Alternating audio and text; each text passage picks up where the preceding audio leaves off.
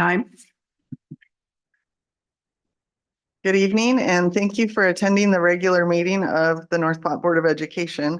I would like to remind you that school board meetings in Nebraska are meetings held in public, not public meetings. During the public comment section, the public may address the board on agenda items and other miscellaneous topics. The North Platte Public Schools, the North Platte Public School District purpose and direction is to prepare all students to be productive, responsible citizens in a safe, caring, supportive learning environment. Our direction is to prepare every student for success through high-quality educational programs delivered by highly effective educators who use innovative, research-based strategies in a safe, supportive environment in collaboration with family, businesses, and community members. Sheila, could you call roll, please? Matthew Peterson. Present. Emily Garrick. Present. Joanne Lingreen. Present. Cindy O'Connor. Present. Skip Baltic. Present. Angela Blazy. I would move to excuse Angela Blazy. Second. Emily Garrick. Aye. Joanne Lingreen. Aye. Cindy O'Connor. Aye. Skip Baltic. Aye. Matthew Peterson. Aye. Okay, the Nebraska Open Meetings Act legislates the methods by which public meetings are conducted. Information pertaining to this act is posted in the boardroom. I will now entertain a motion to approve the publication of the April 8th, 2024 regular meeting of the Board of Education. I would move to approve the publication of the April 8th, 2024 regular meeting of the Board of Education. Second. Sheila?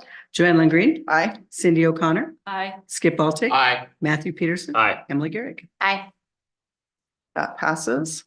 I will now entertain a motion to approve the agenda for the April 8th, 2024 regular meeting of the board. I move to approve the agenda for the April 8th, 2024 regular meeting of the Board of Education. I second. Sheila? Cindy O'Connor. Aye. Skip Baltic. Aye. Matthew Peterson. Aye. Emily Garrick. Aye. Joanne Lingreen. Aye, that passes. Now I will ask those who are able to join us in the Pledge of Allegiance. Pledge allegiance To the flag of the United States of America and to the republic for which it stands, one nation, under God, indivisible, with liberty and justice for all.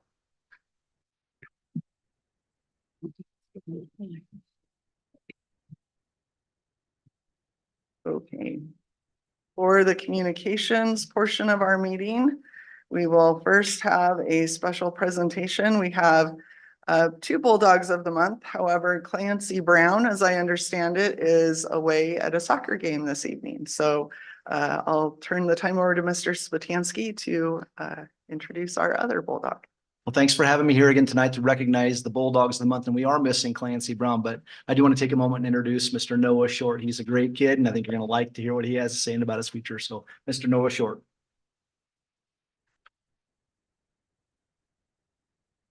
Hello.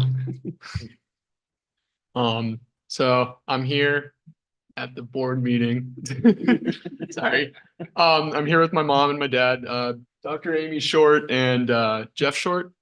So during high school, I've participated in pretty much every activity that I could. I do 3 sports: cross country, swim, track, and I've lettered in all of those. I do choir, orchestra, Blue and Gold Singers, musical, student council, NHS, and I'm on academic honor roll, like 4.0 GPA and all that. And then on my little sheet here, I was supposed to put my favorite high school experience. I have 3 that I couldn't pick between. So state swim this year was one of them, just because we had a record-setting year this year. We medaled at state for the first time on the guys' side, at least since 2006, which was before I was born. So it was kind of crazy and wild. I don't know. And we also set school records, which was great. And then my other experience that I couldn't pick from was the second show that we did of Mary Poppins last year, because the dancing, for whatever reason, was super good, and like the crowd energy was crazy, and it was insane. I'm probably gonna say that word a lot. And then my third thing I couldn't pick from was this year for cross country, we went to South Dakota for a meet, And there were like 700 people there, and we ran it at night, and the whole course was lined with like glow sticks and stuff, and there's live music, and it was maybe the most insane sporting event besides state swim this year that I've been to. There's insane again. I clearly don't have a big vocabulary, but yeah, no, but those are great. And then after high school, I'm planning on going to Kansas University, and I'm studying aerospace engineering. Not sure what that quite entails for me yet, whether or not it's like rockets or planes or drones. I don't know. I'm just kind of figuring it out, but yeah, that's me. No, I don't really have much else to say other than go dogs. Thank you.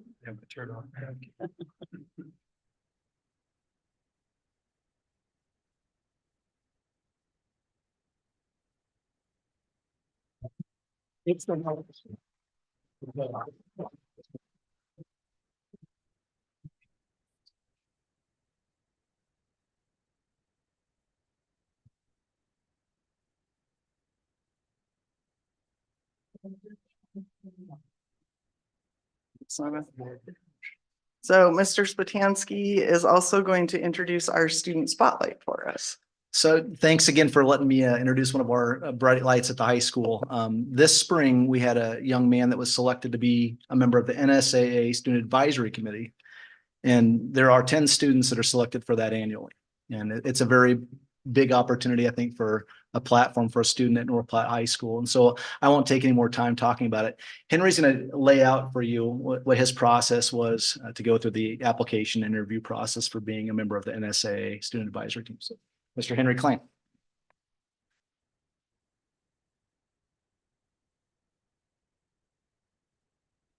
Hello. My name is Henry Klein, and I want to thank you for inviting me. I'm very honored to have been selected for this opportunity, and I'm happy to share it with you today. The whole process started when it was suggested to me by Mrs. McDaniel that I should try for a position on the Student Advisory Committee in the Nebraska School Activities Association. She introduced me to the process and offered to give me one of the letters of recommendation required to apply. Before she had mentioned it, I had no such idea that such a thing existed, and so it is because of her that I even tried out. She's an incredible person and teacher who always looks for opportunities for her students, and I am very grateful for what she has done to lead me to this notable experience. When I applied for the SAC, I was surprised by how few things they required, only 4. Those 4 things, however, were more significant than I first believed them to be, and it was with the help of my family and my teachers that they were sorted out. To begin with, it was required to have 2 letters of recommendation, one from a teacher or coach and one from my activities director. For the teacher, it was Mrs. McDaniel who gave the letter. As for my activities director, it was Mr. Jonason who gave the second recommendation. I'm very grateful for both of them for the recommendations and for their undeniable support and monumental help throughout the process. Next, the NSAA requested that I send them a resume.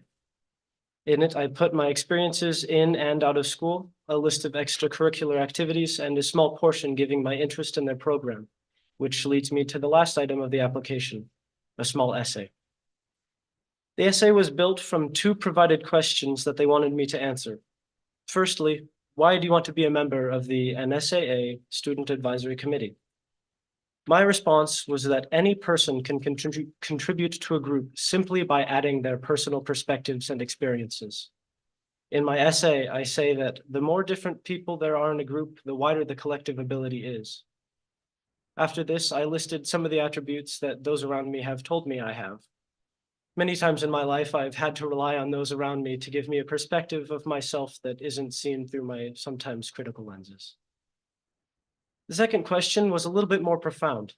Sportsmanship is one of the challenges society faces today and has become one of the main focus areas for the NSAA SAC. What ideas do you have to help improve sportsmanship in NSAA member schools? At the root of it, I understood this question to be a touch more philosophical than the first because they're asking me about a challenge to society and how I thought we could solve it. My response was that I saw sportsmanship to be a blend of several distinct virtues, such as respect, collaboration, and integrity. I stated how I believed sportsmanship and its respective components to be of the utmost importance outside of the turf or diamond and in everyday life. It was written in my response that society and humanity as a whole is one gigantic team. We all feel our communal victories and losses, and we all must work together to succeed, no matter the scale, from school to world. The problem is that we aren't working together. To summarize a notable sized paragraph of questions of virtues and explaining perspectives, I could boil it down to this. In order to inspire virtue in others, we have to show them first. All in all, and long story short, the application process has a few challenging and difficult questions, but it is well worth it. And I'm very excited to and grateful to represent my school and community. It is an achievement made all the better by those who have helped me and to whom I am most grateful.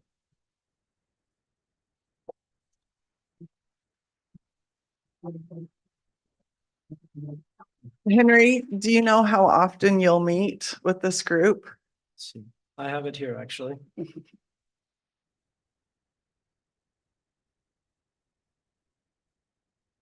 They gave me a list of dates ranging from 2024 to 2025, and there is a total of 4 in Lincoln. So is it something you'll have to travel there? I mean, obviously, probably not on your own, but maybe, I don't know. Right. I forget you guys are getting old enough that maybe those things can happen, but, how many other students are on the council with you? Counting myself, there is 10 of us. 9 others. That's really neat. I don't know, do we know if we've had a student on this advisory council? To my knowledge, I don't believe North Platte has ever had a representative on the student advisory. And actually, in other districts that I've had the privilege to serve, we've never had a student that was chosen as well. So Henry, you are extremely deserving of this. Thank you, sir. And we are very proud of your accomplishments, and I look forward to visiting with you when you return from these meetings. Thank you. Does anyone else have a question? Well, congratulations. That's Yeah. a great Thank you so honor and much. experience. So Thank you. Thank you. That is all.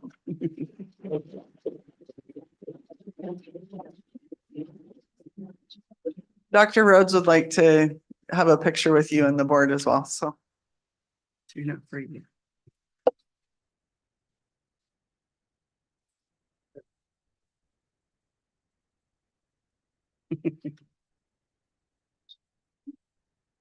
Oh, come on.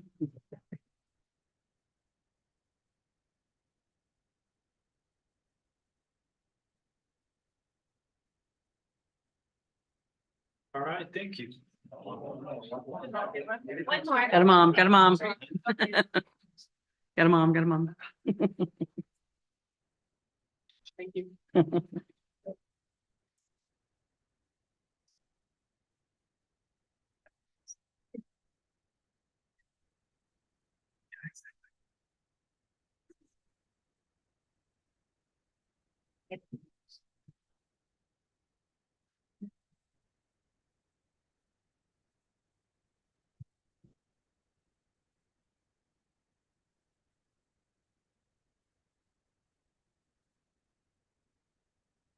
All right, so next we'll move on to the foundation report, and Matt, who is our liaison to the foundation, is going to provide that for us tonight.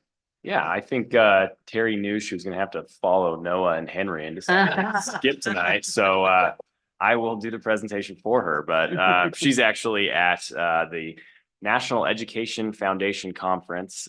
So she's unable to join us tonight. But she wanted me to report on a couple of things. As a reminder, the foundation's major fundraising event for the year will take place the last weekend in July. That's kind of the weekend the foundation board has targeted as annually going to have it. They're also trying to work with classes that have reunions those years to try to plan around that so we can kind of have a big weekend. So Friday the 26th will be the Evening of Excellence. It's going to be a speakeasy theme for the 30th year celebration.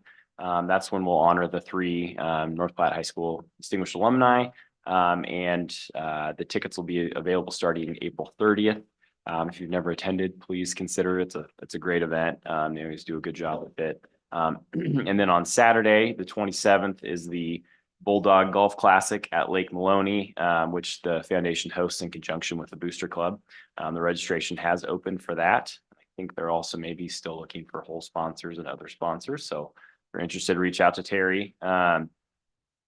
The emails for the Pay Green to Go to Wear Blue will be going out soon. That's the internal giving campaign that benefits the Class Act Teacher Scholarship Fund. And so they'll be sending that out.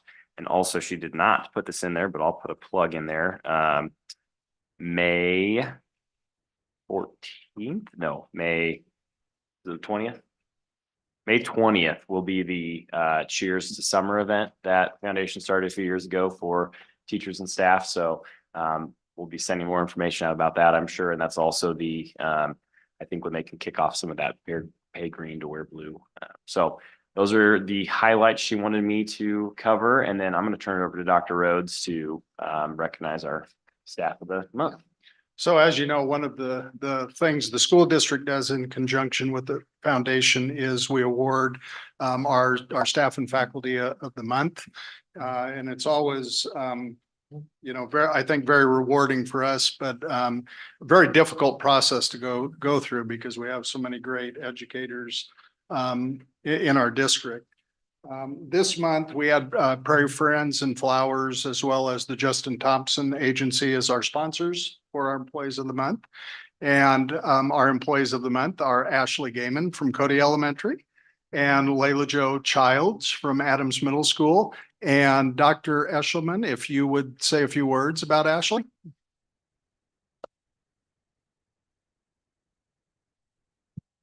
So I nominated Ashley because she's my right hand, but what I said was Ashley is the heart of Cody. She is the first contact meeting our families have at Cody.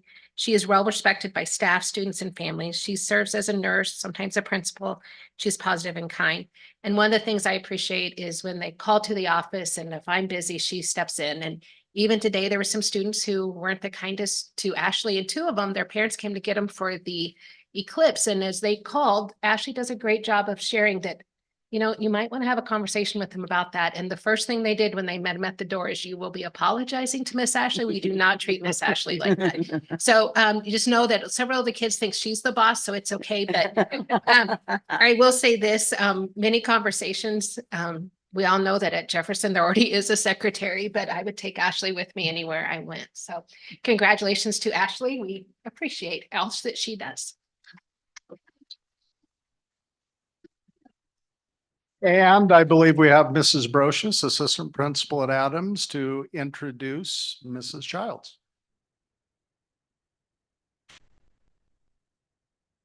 So I nominated Lila Jo Mrs. Childs, because she goes out of her way to make sure all things are done, even going to concession stands, helping us out with track meets, a timer sometimes, even though she attends IEPs to help our staff. She helps us with Circle of Friends, Gaming Club, the Nebraska Special Olympics, as well as making sure our Inclusion Week is always fun for all the kids at Adams Middle School. When asked to cover classes, she has no problems helping out and is more than willing. She is an amazing teacher who goes out of her way to make sure her students feel treasured. Thank you, Lila Jo, and congratulations.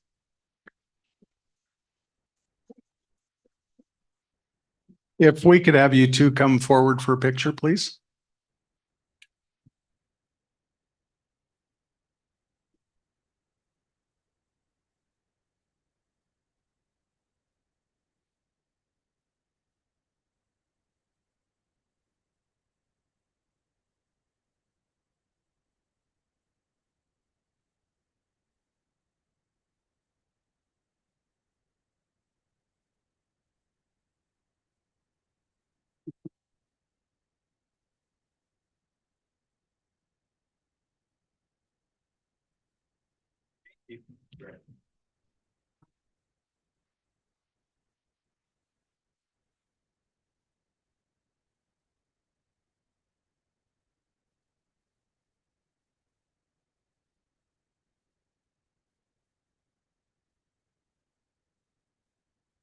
Okay, we'll turn time over to Dr. Rhodes. Just want to remind the board that the rescheduled external review will be April 28th through the 30th. And on the evening of April 28th is when we will do the district presentation along with a light meal. And then the board interview will follow. So that'll be 4:30 beginning on Sunday, April 28th, right here at McKinley. Okay, we'll move on to the consent agenda. Our adopted rules of parliamentary procedure, Robert's rules, provide for a consent agenda listing several items for approval of the board by a single motion. Documentation concerning these items has been provided to all board members and the public in advance to assure an extensive and thorough review. Items may be removed from the consent agenda at the request of any board member. Also, as part of the consent agenda, we have the approval of the financial claims and reports, and that was done this month by Emily Garrick and Matt Peterson. So do we have any comments, or I will entertain a motion? I would move to approve the consent agenda as presented. Second. Sheila? Skip Altick, Aye. Matthew Peterson. Aye. Emily Garrick, Hi. Joanne Lingreen, Aye, Cindy O'Connor. Aye. and that passes. So we'll move on to our reports and discussion items. And first up is Mr. Simpson with our monthly financial and budget report. Okay, hang on here. I'm going to get my connected. I'm doing better each and every week. So what I want to touch on just basically a few minor items. Just want to remind you that in the finance area, we follow strategy 3 within our strategic plan, and it's there for your review. Within the balance sheet, you will see within the liability section of the general fund, we have used 500,000 for our line of credit currently, but we are monitoring it month by month, as well as when we go into payroll. So it'll be this next month, obviously will be one of our downturns, and we'll talk about that in just a minute. You can see our asset allocation, and that includes the netting of our cash and our line of credit. But we're at $302,000 for this year in comparison to the 4 previous years. As well as you can see our payroll accordingly has been somewhat consistent with what we have been in the past. And then finally, I just want to bring up 2 graphs. One is expenditures by discipline. Really what I'm trying to show you here is when you look at how much we spend on instruction as well as special education, that is 70% of our full budget. And then you can see the remaining share is broken down accordingly. Finally, the cash flow. As we always talk about it every month, we can look at, we are reliant, school districts are reliant on cash reserves to get it through the low periods until property taxes come in April and May. In that, we're right in line where we were in 2021. Obviously, we will be on the same path for April as we were in March. And then in the process, we'll receive property taxes. So any questions? So just on the special education funding, this is the first year that will be, but it won't happen until next year that we'll get 80%.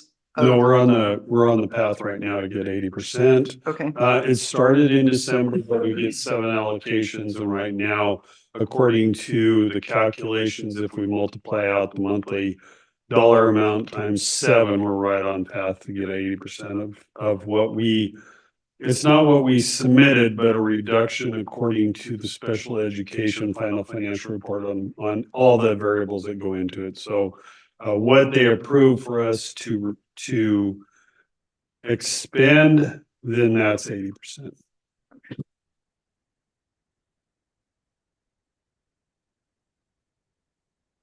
When do we usually see those property tax payments kind of start trickling in?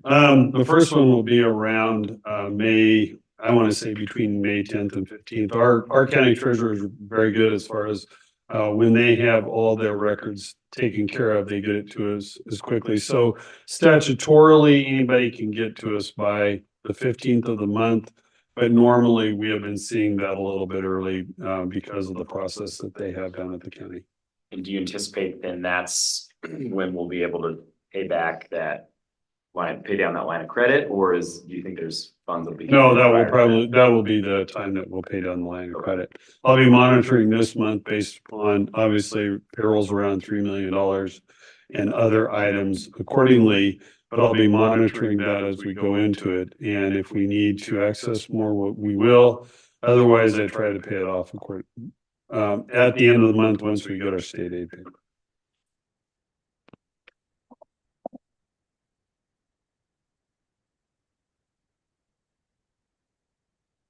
any other questions or comments?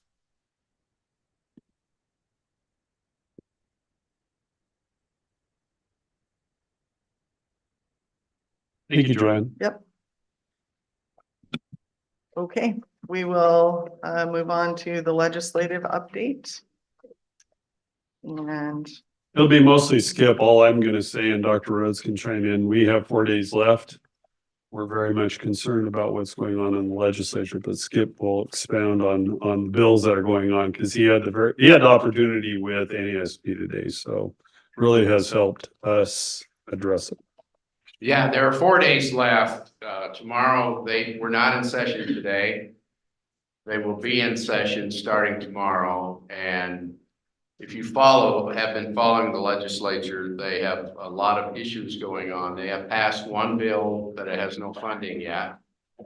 Basically, it has all of the changes that could occur. But the funding part of it is the part that has been held up. That was the 1% sales tax, 1 cent sales tax increase, and all of those. They will be debating that, I believe, first thing tomorrow morning. That and then 1402, the scholarship bill, will be introduced tomorrow as well. One of the things that Speaker Arch has said is that he doesn't want anything new added to what is going on, and they call them Christmas tree bills. They have one bill and then they hang another bill, so it looks like a Christmas tree with ornaments. That's what they did last year at the end of the session, if you remember. And they had a huge education bill that had, in the end, I think 19 bills attached to it. So it's a wait and see right now. Most likely there will be a special session this summer that the governor will have to call specifically if funding is not available there. So I would just say, if you have an interest and watch those, like one night it went till 9:20 last week that I watched. We will have to see how they do, what they compromise with, and so forth. So a lot is still up in the air. And if you ask a legislature, that's exactly what he or she will say to you. It is up in the air. So I guess we will see over the next 3 days.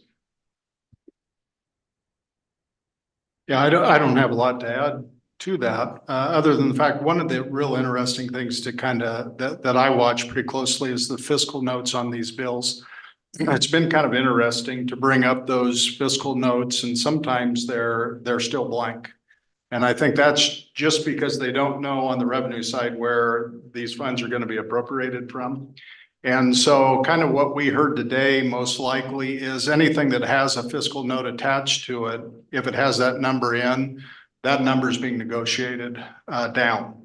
And so we know that, for instance, 1402, I believe, has a fiscal note of 25,000. I know one of 25 million. And then we know that one of the education omnibus bills has several different fiscal notes to the amendments to it. And one of those is a Walls bill for loan forgiveness. And I think that's right around 20 million. And they've basically said you've got to figure out how you drop the fiscal impact for some of those bills. So yeah, I think we're in a waiting pattern and you know, things are going to move probably pretty quickly on the floor.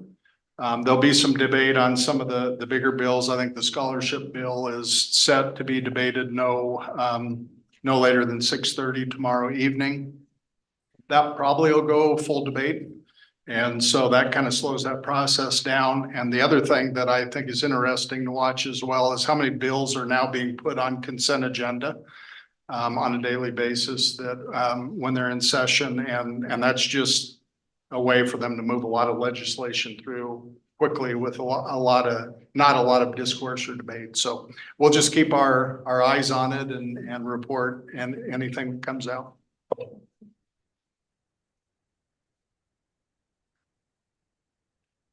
Okay.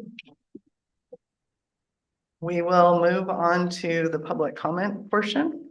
Public questions and comments may take place at this time in the agenda. Individuals who want to address the board must complete a guidelines for public comments form with the date, topic addressing, name, address, and the name of any organization you represent and give it to the board clerk prior to the meeting. Sheila, do we have? I have none.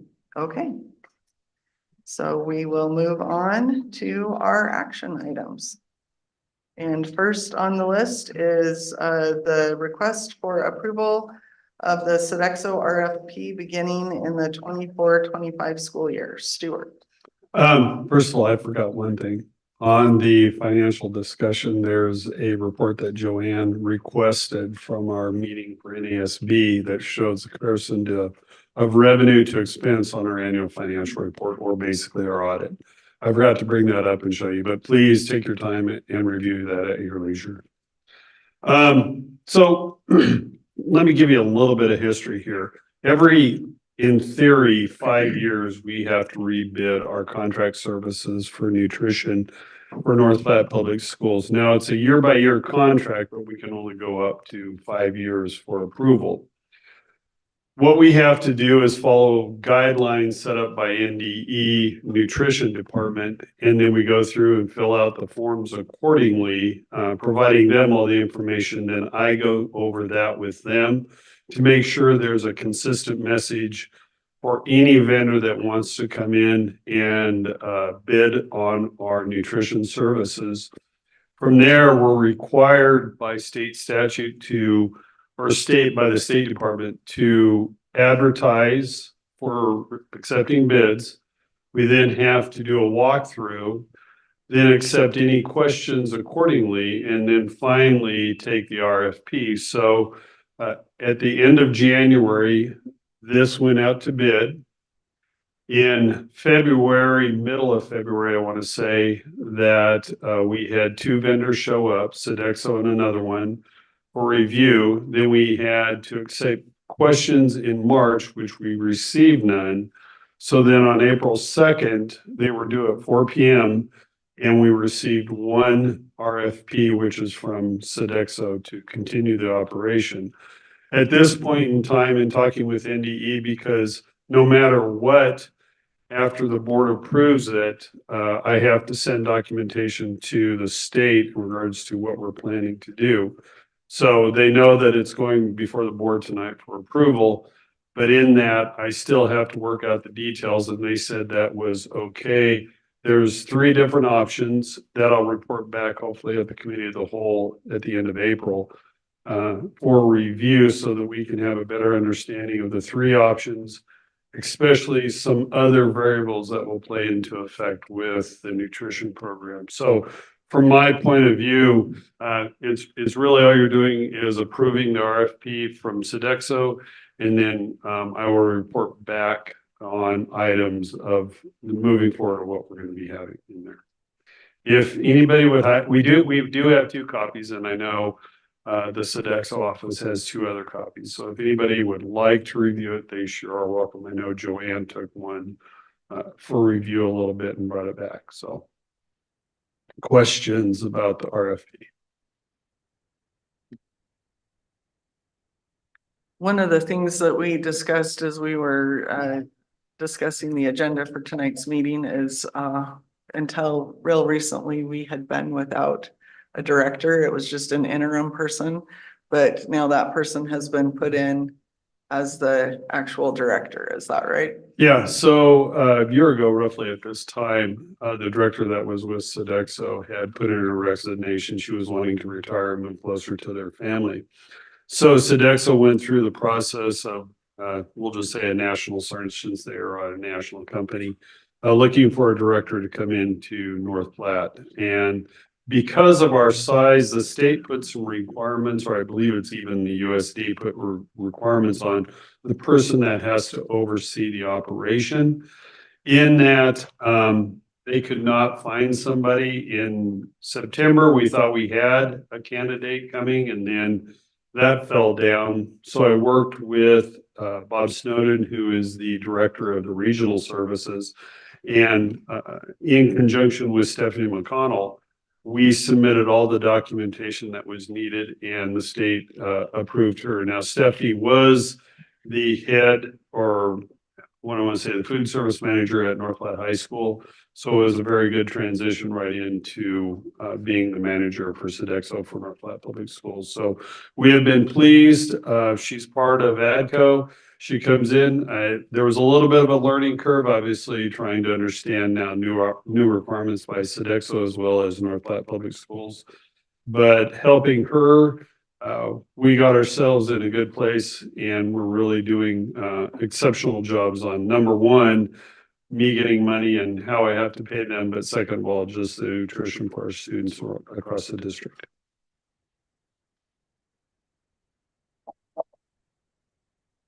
So Stuart, it sounds like we only had 2 entities that even expressed any interest, and only one that submitted an RFP. I mean, and I'm not indicating we should do anything differently, but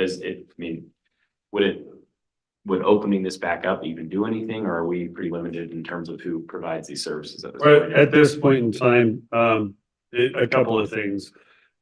We're somewhat limited, but also too, there's other variables within our food service that some of the entities don't want to tackle now, because I can look at another food service company. They emailed me and basically said, because of the union contract that Sodexo has with their food service workers, they're uncomfortable of bidding that.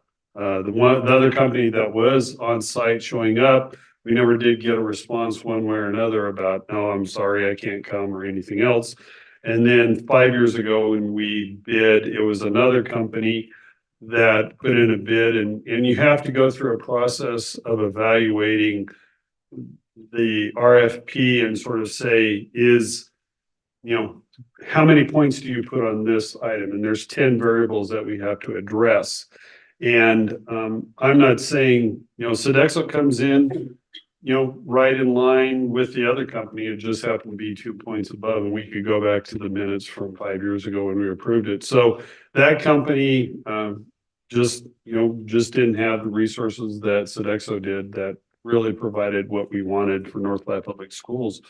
But so it's there's companies out there, but I'm required to send them a notice of the RFP as well as all the documentation from the state. So I can go around and say that we had Lunchtime Solutions, we had Taher, we had Oompa, we had Sodexo.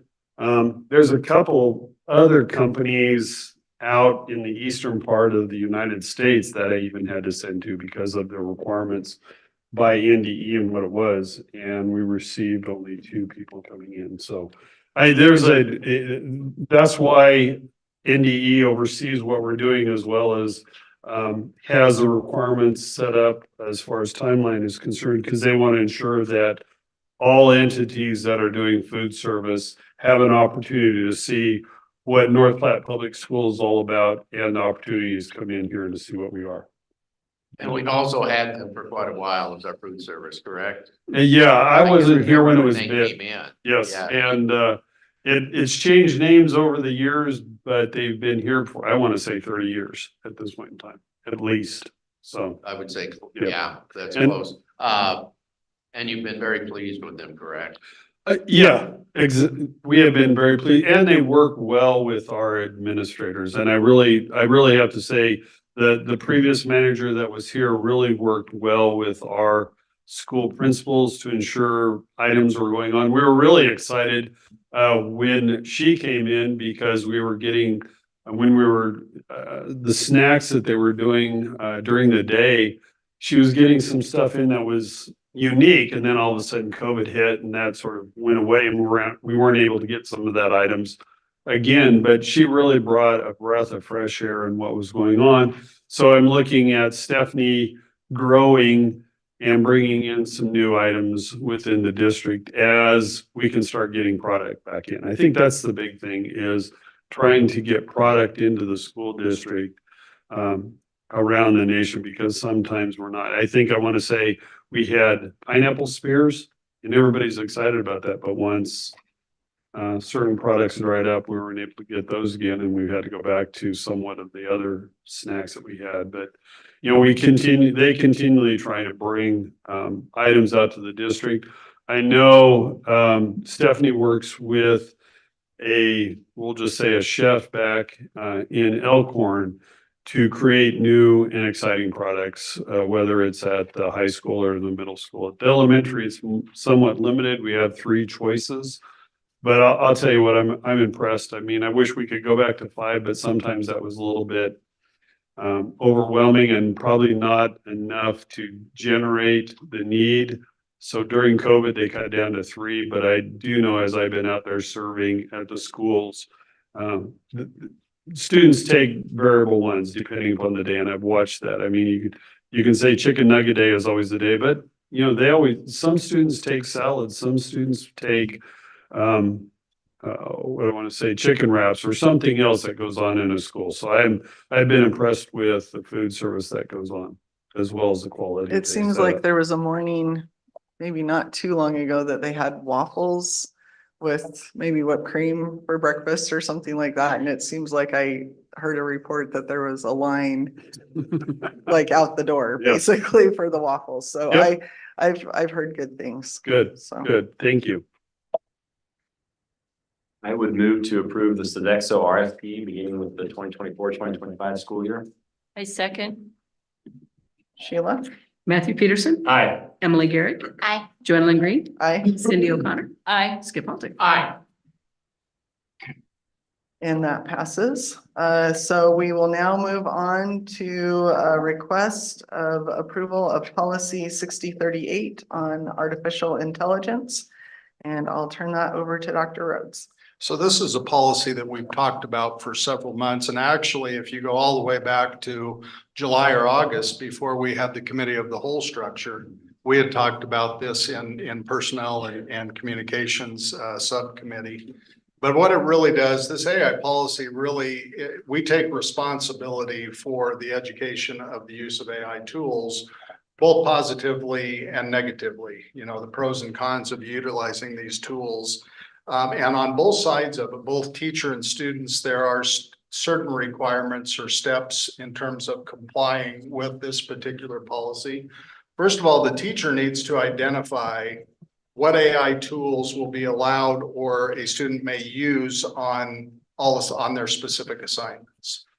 And then secondly, the teacher must communicate that explicitly to the students that you may use this AI tool on this assignment to whatever extent they decide that it can be used. And also hopefully provide examples of AI tools to the students for those assignments. In terms of student compliance with this, the student is supposed to, in writing, tell the teacher, communicate to the teacher what AI tool they're going to use. That's number one. Number two, they have to make sure that they give the proper attribution to that AI tool, like they would any other cited work, whether that's in a reference page, whether it's in a bibliography, whether it's in an endnote. And then thirdly, they cannot, and this is fairly obvious, to comply with this, they can't cite it as their own work. And so those are the three requirements for the student. And then when we look at the number 4 and number 5 of this policy, this is where it matches academic dishonesty and cheating that we have in our student handbook. And as you know, the student handbook is kind of an edited version from KSB, and this is a KSB policy as well. So no changes need to be made within our handbook because this is interlined very nicely with that. So with that, I know this is something we've discussed for a long, long time. We've talked to different folks across the district about this policy. I think our folks within the district feel like this is a great starting point for us. But I really do think that we have an obligation to make sure that we're teaching the proper uses of AI technology that's out there. Questions for me? No, not a question, but we had a really good discussion in our committee of a whole on this AI policy, which I thought was really good.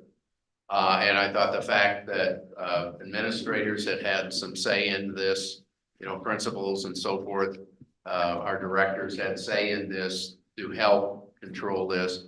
And as we talked about in the meeting, something we need to have. And I think it's laid out pretty well, the way it will go and what the penalties will be if there's violations of it. So I thought that discussion was really good. So I think this is a really good addition to our policies. So one question I had that I hadn't thought of before, and Mrs. Carlson and Mr. Stansky, I don't mean to put you on the spot, but my understanding is our students already use some sort of program when they turn in like an essay or something. Is that correct? Do we know, does that program work as well with AI created things as it would with just something they generated themselves? It does. Typically, the platforms have a threshold of an amount of that it will identify as potential plagiarism or use of another person's work. So one of the conversations that I know Mr. Spatansky and I am moving into our curriculum work this summer with the English department will be, what are those thresholds? You could probably type a sentence, just one that you created in your own mind, into the platform, and it may, peg you as having potentially 5% of your words actually plagiarized. So we have to consider what those thresholds are and, determine, where that sort of cutoff is. So those are discussions. I know Mr. Spatansky, you've had conversations as well. Yeah, and this is a good starting point. Good start. Discussions about where those. Yes, it's all that we get better utilizing those platforms. So Great, yeah. And I think as you guys mentioned, I mean, this is, and we talked about the discussion, this is gonna be a learning curve for everyone, but AI is here and we need to embrace it and teach our students how to use it correctly and more importantly, probably how not to use it incorrectly. And so I think it's gonna be a good learning process for everybody.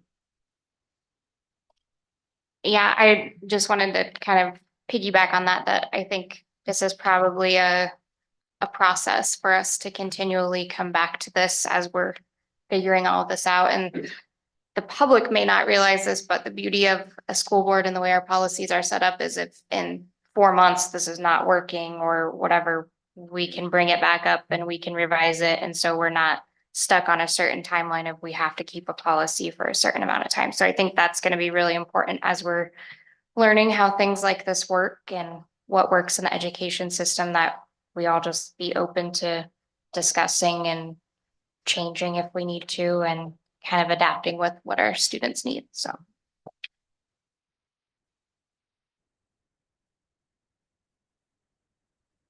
I Okay. would move to approve policy number 6038.